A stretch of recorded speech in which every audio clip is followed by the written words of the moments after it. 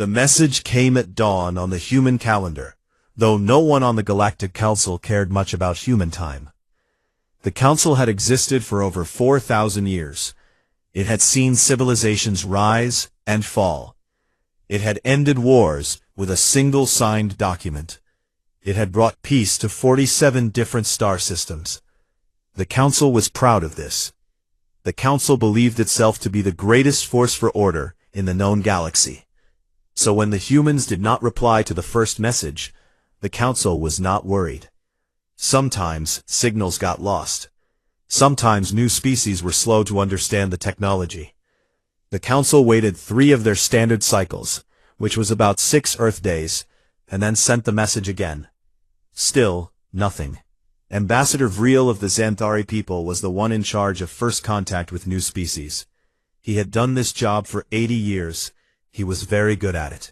He had a calm voice, a steady hand, and a deep belief that all intelligent life, given enough time, would choose to talk rather than fight. He sent the message a 3rd time and sat back in his tall chair to wait. On Earth, in a large government building in the city that humans called Geneva, a man named Director Holt read the message. He read it twice. Then he put it down on his desk and poured himself a cup of coffee.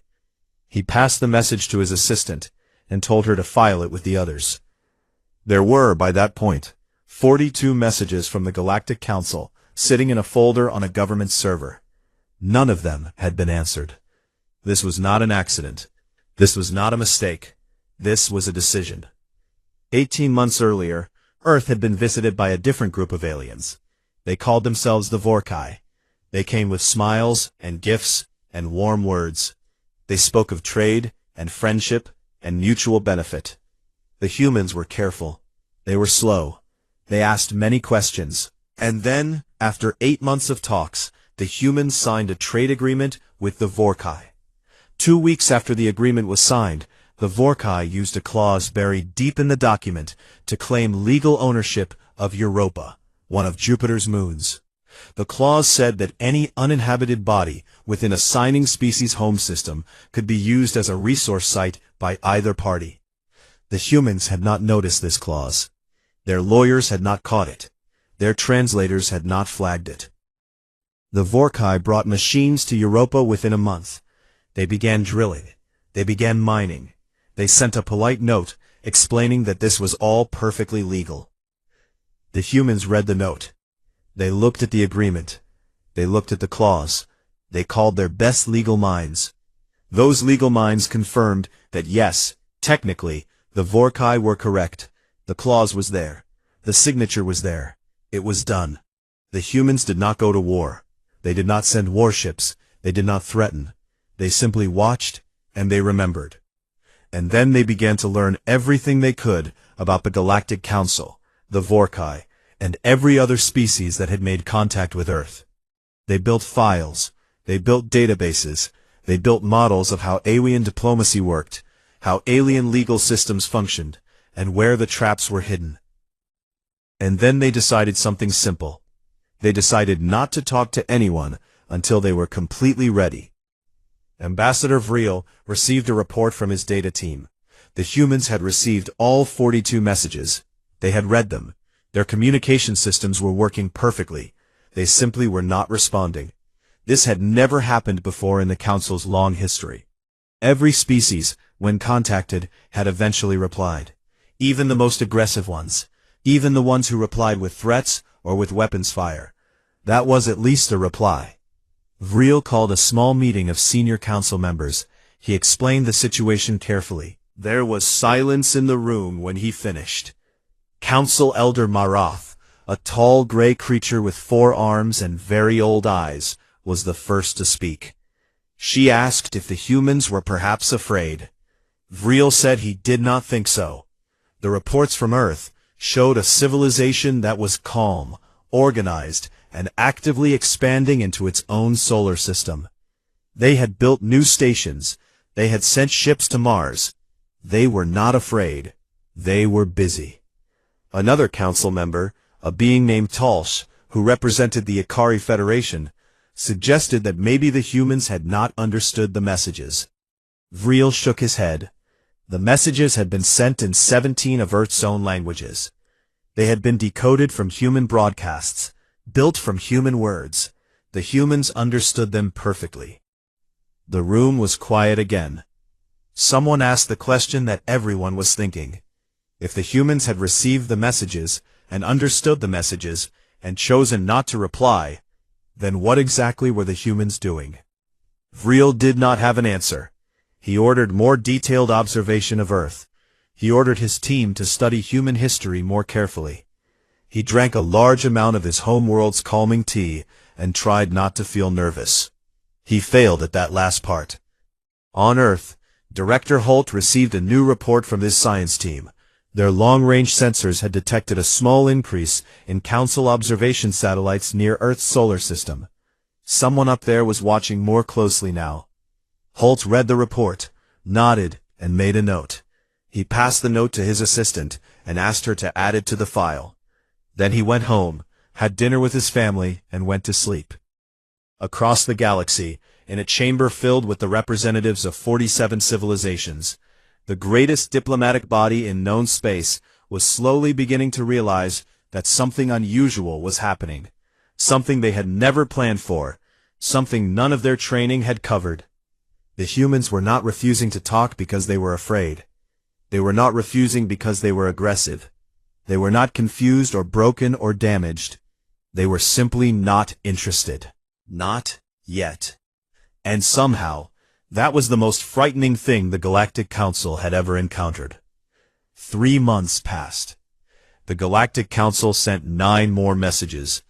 Some were friendly. Some were formal. One was very long and explained in careful detail the many benefits of joining the Council, including trade access, military protection, and something called the Standard Cultural Exchange Program. Another was short, and simply said that the Council was there when the humans were ready. None of them received a reply. Ambassador Vril began losing sleep. He was not alone in this. The Council's observation teams had been watching Earth very carefully for months now, and their reports were strange. Strange, not because the humans were doing anything threatening, but because the humans were doing so much. Every report showed the same thing: humans building, humans expanding, humans training, humans studying. New shipyards had appeared in Earth's orbit. Not large ones, not yet, but real ones. Ships were being made. They were not warships in any obvious sense. They carried no weapons that the Council's sensors could easily identify. But they were solid ships, built to last, built with thick hulls and powerful engines. The humans were also, the observation teams noted, studying alien languages at a remarkable speed.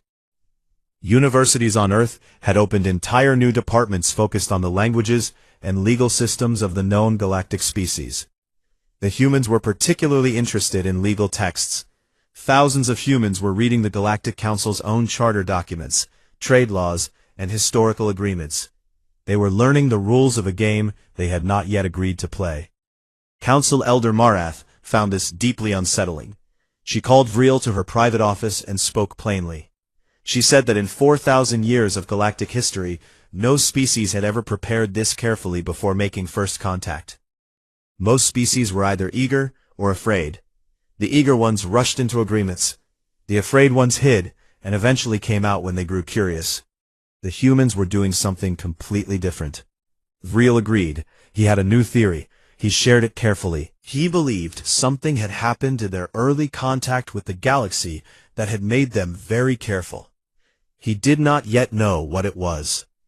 The Council's records showed only that the Vorkai had made contact with Earth about 2 years ago, and that a trade agreement had been signed. The details of what happened after that were not in any Council file, because the Vorkai had not reported any problems.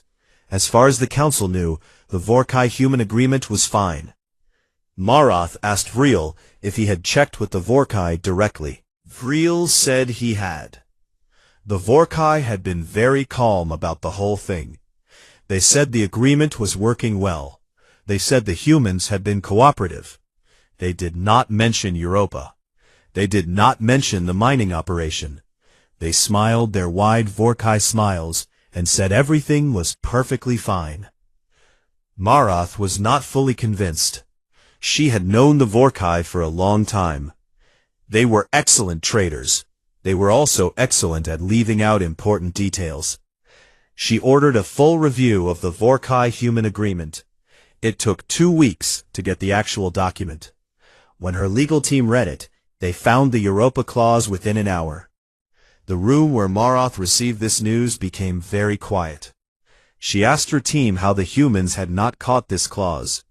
Her team explained that it was buried in section 44 of a 97-page document, written in legal language that even experienced council translators found difficult, and that it used a term which in Vorkai legal tradition meant something quite different from what the same word meant in any human language. Marath sat with this information for a long time. Then she asked a question she already knew the answer to. She asked if what the Vorkai had done was technically legal under council law. Her team said yes. Technically. The clause was there. The signature was there. The Vorkai had followed every rule. Marath pressed her 4 hands together and thought about the humans sitting in their solar system, reading council legal texts, building ships, saying nothing. She thought she understood them a little better now. She sent a private message to Vril.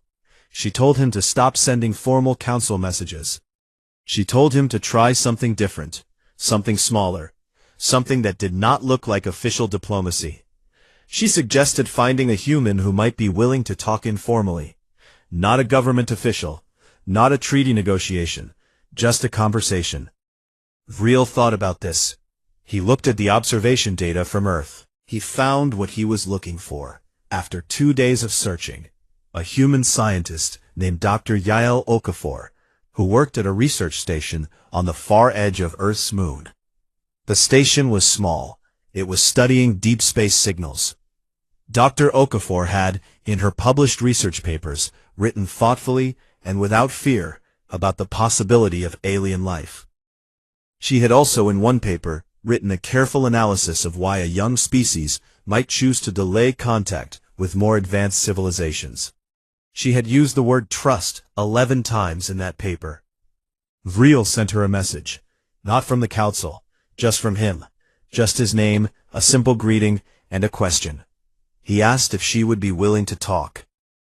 Dr. Okafor received the message at her desk on the lunar station. She read it 3 times. She checked the signal origin. She confirmed it was genuine. She made herself a cup of tea and stared at the wall for a while. Then she picked up her communication device and called Director Holt. Holt listened. He asked her a few questions. He thought for a long time after she finished speaking. Then he said something that surprised her. He said she could reply if she wanted to. It was her choice. But he reminded her that she was not speaking for Earth. She was not a diplomat. She was not authorized to agree to anything. She could listen. She could talk. She could be a person having a conversation with another person. Dr. Okafor understood what he was saying. She also understood what he was not saying. That even this small reply would tell the council something. That replying to the informal message, but not the formal ones, sent a message of its own. That Earth was watching very carefully what happened when someone was honest and small and human about it, rather than official and grand and political. She typed a reply. It said, "I would be happy to talk. What would you like to know?" In his office, Ambassador Vril read the reply and felt something he had not felt in months. Something that felt a little like hope. He wrote back immediately. He said he would like to know whatever she was willing to share. And on a small station above the gray surface of the moon, a human scientist began a conversation that would change everything, though neither of them knew it yet. The conversations between Dr. Yael Okafor and Ambassador Vril lasted 6 weeks. They talked every 2 days, sometimes for an hour, sometimes for 4. Vril had not told the full council about the conversations yet. He kept them private, just between himself and Marath, because he wanted to understand what he was hearing before he had to explain it to 47 other civilizations. What he was hearing was extraordinary. Dr. Okafor was honest in a way that Vril had not expected. She did not try to make Earth sound powerful or important. She did not threaten. She did not posture. She just told him the truth, in plain, simple words. And the truth was more interesting than anything his observation teams had reported. She told him about the Vorkai. She told him the whole story, from the smiling first contact, to the friendly negotiations, to the signed agreement, to the morning when someone looked out at Jupiter and saw drilling machines on Europa. She told him how the humans had felt when they realized what had happened. She used the word embarrassed.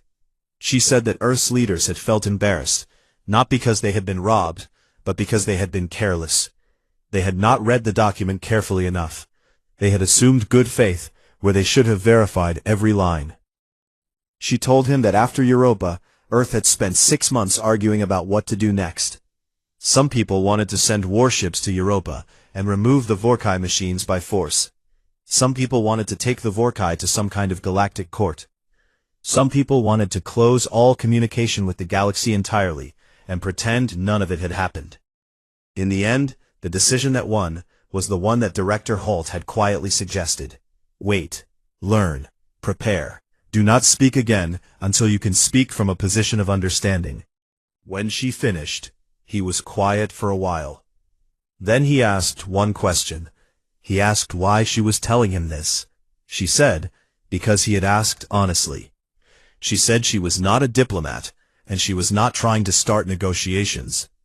She was just a scientist who believed that understanding had to come before anything else.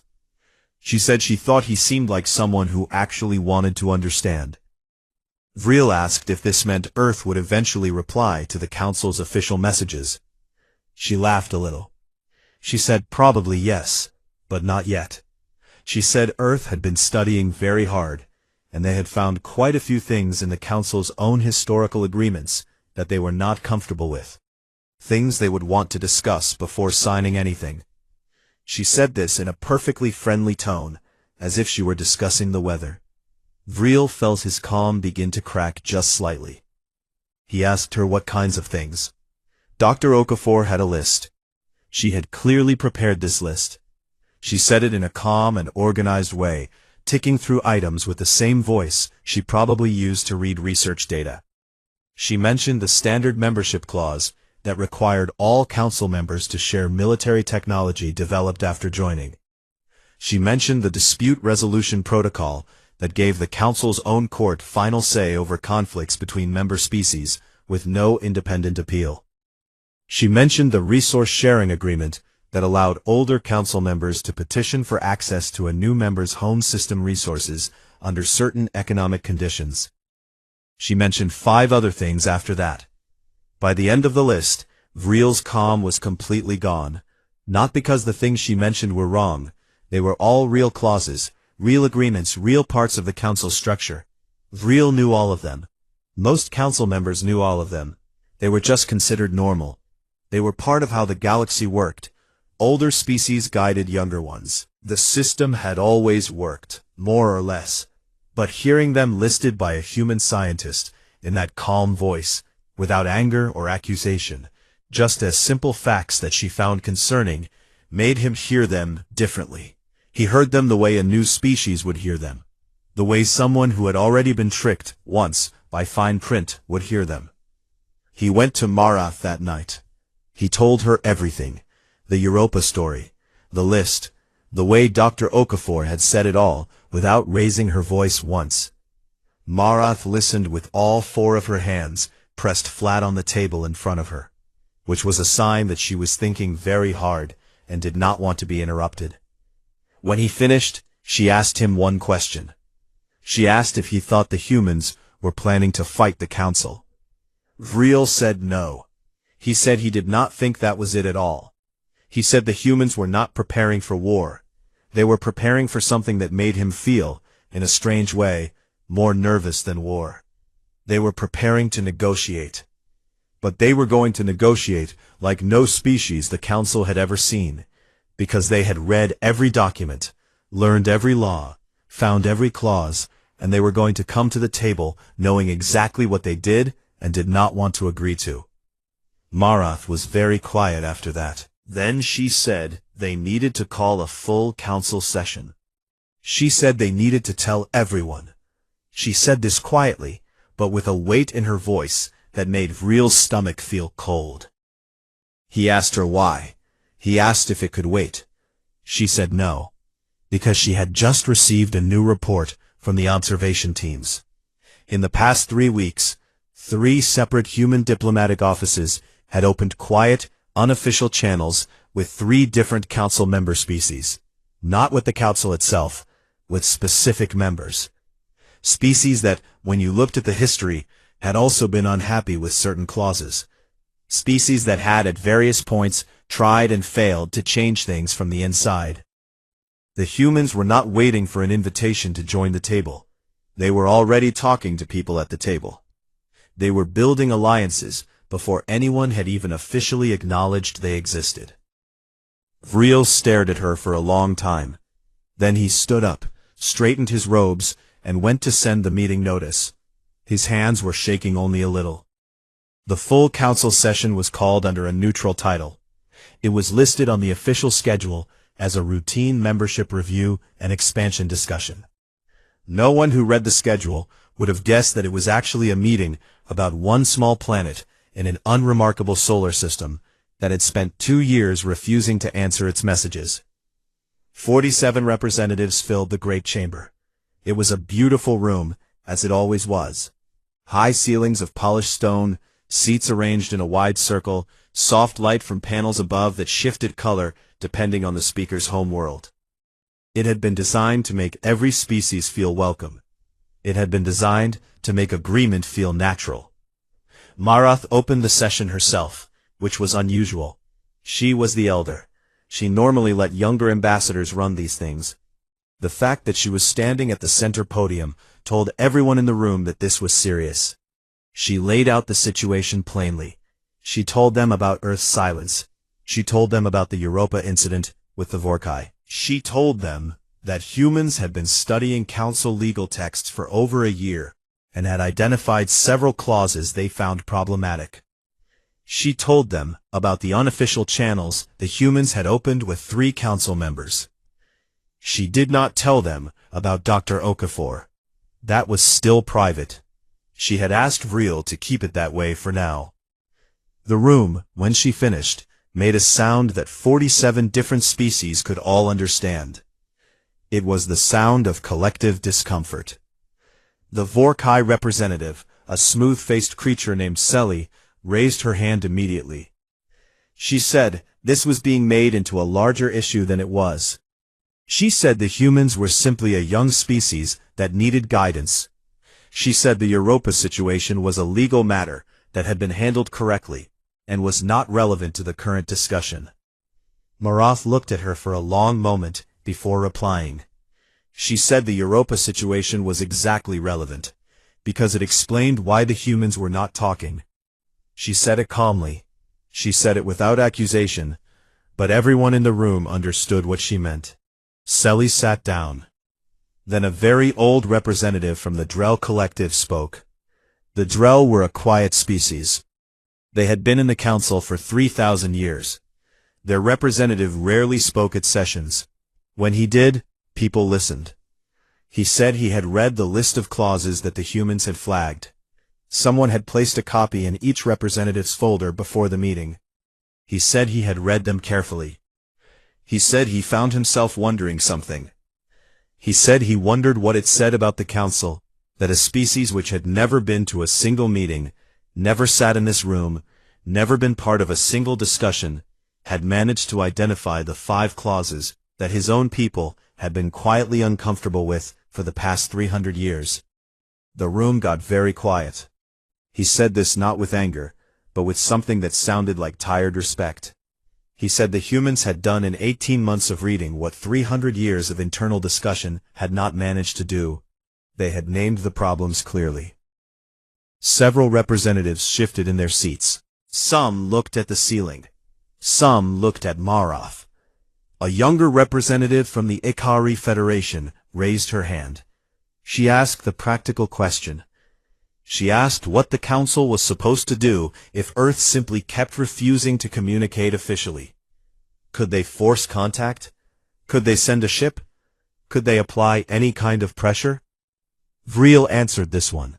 He said technically yes, there were provisions in the Council Charter for compelling contact with a space-capable civilization in the local cluster.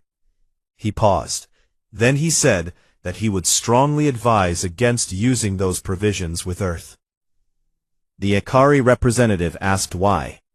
Vril said that in his assessment, the humans had been waiting for exactly this situation. They had been waiting to see how the Council would respond when politeness did not work. If the Council sent a ship and said, "You must communicate now," it would confirm every concern the humans had already identified. It would tell them that the Council used force when words failed. It would tell them that membership was not truly voluntary, and it would do all of this while the humans had already made quiet friends with 3 Council members who were also unhappy with the current structure. He let that last part sit in the air for a moment. He said there was a real chance that if the Council pushed too hard, those 3 members might choose to support Earth publicly, and then others might join them, not because of Earth specifically, but because Earth had given them the language to say things they had been thinking quietly for a very long time. The Vorkai representative made a small sound that might have been a protest. Nobody looked at her. Maroth asked the room for proposals. What should they do? They talked for 6 hours. Some proposals were aggressive. Some were conciliatory. Some were so complicated that they required 3 clarifications before anyone understood them. At the end of 6 hours, they had one agreement. They would send one representative to Earth. Not as an official Council envoy. Not with a formal request. Just one person, going as an individual, to ask for a conversation. And they would give Earth complete freedom to set the terms of that conversation. There was one more discussion about who to send. Several names were suggested. Each one had problems. Too senior, too junior, too associated with the Vorkai, too aggressive in past negotiations. In the end, Maroth suggested a name that surprised everyone. She suggested Vril. She said he was the one who had been paying the most attention. She said he was the one who had actually managed to start a conversation when no one else could. She said she trusted him to go to Earth and not make things worse. Vril accepted.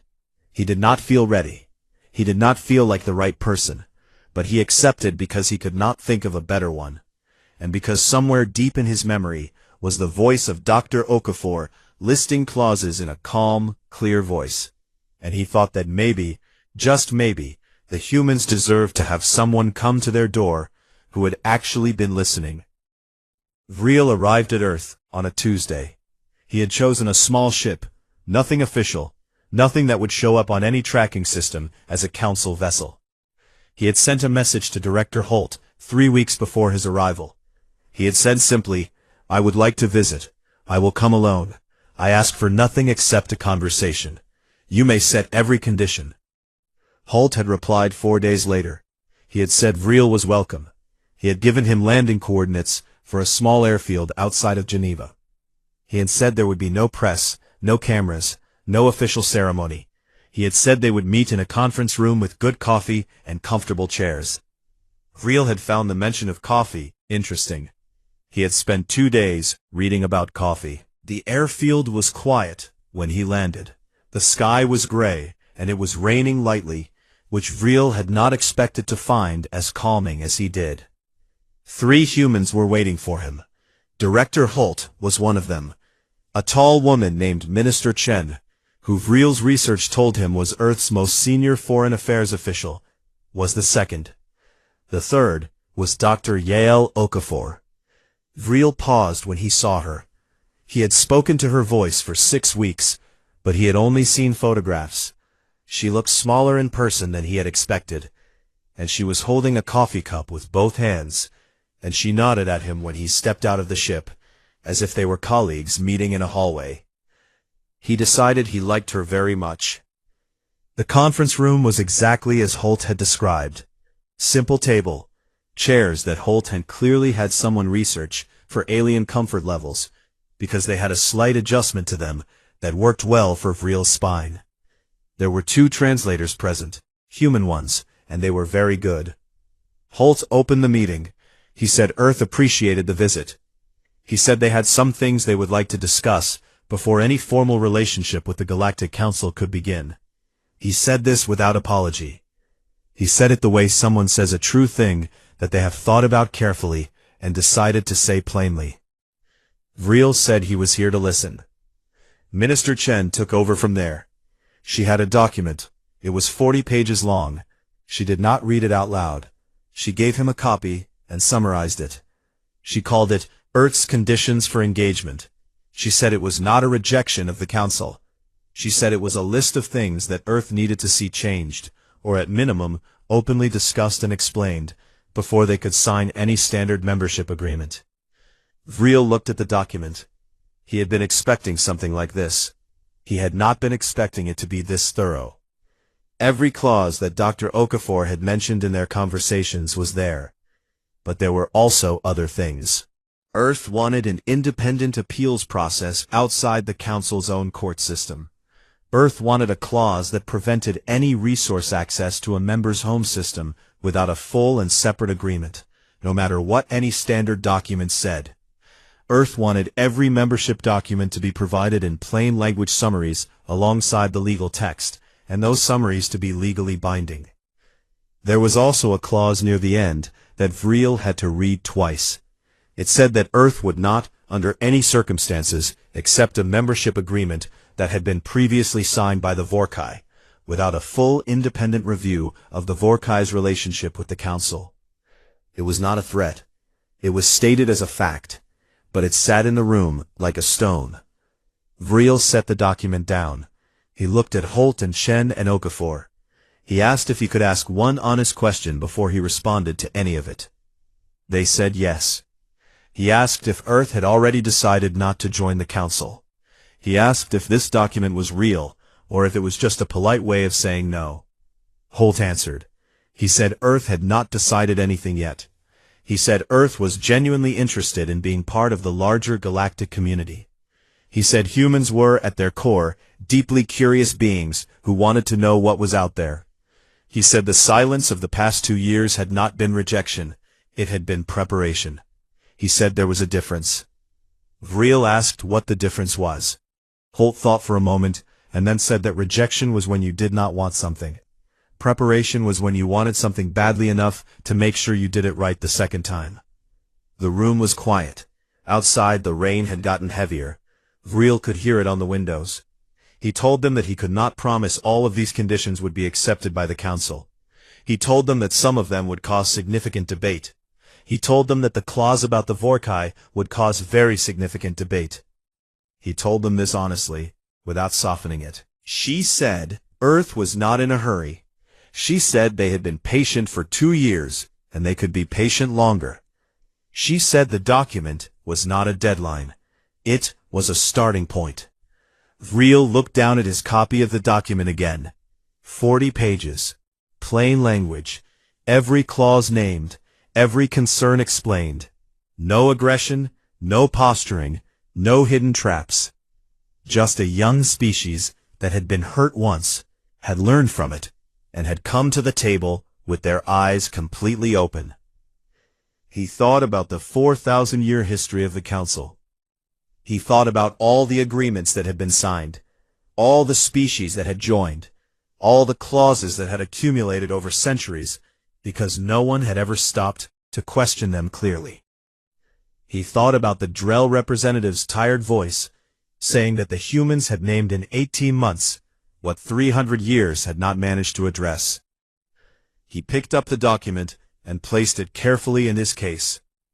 He told them he would take it back to the Council. He told them he would present it fully and honestly. He told them that in his personal opinion, and he was very clear that this was his personal opinion and not the Council's position, Earth's conditions were not unreasonable. He said they were, in fact, the kind of conditions that a species with a very long memory and a very clear head would bring to any table. Dr. Okafor smiled at that. She asked if he wanted more coffee before he left. He said yes. They sat for another hour. They did not talk about politics or clauses or the Council. They talked about science. They talked about the deep space signals that Dr. Okafor's station tracked. They talked about what they might mean. Vril had theories, she had different theories.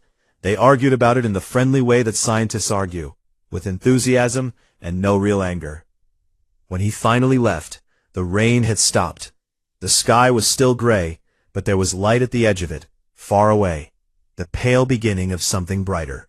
He climbed back into his ship and sat for a while before starting the engines. He thought about what he was going to say to the council. He thought about the long debate that was coming. He thought about the Vorkai and what would happen when that clause landed on the table.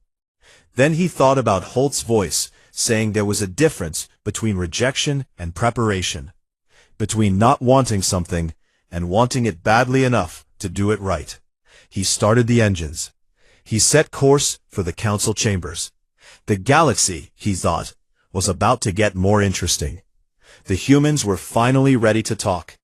And they were going to talk on their own terms, with their own words, and with 40 pages of very clear conditions held firmly in their hands. For the first time in 2 years, Vril was not afraid of what came next. He was, quietly and unexpectedly, looking forward to it.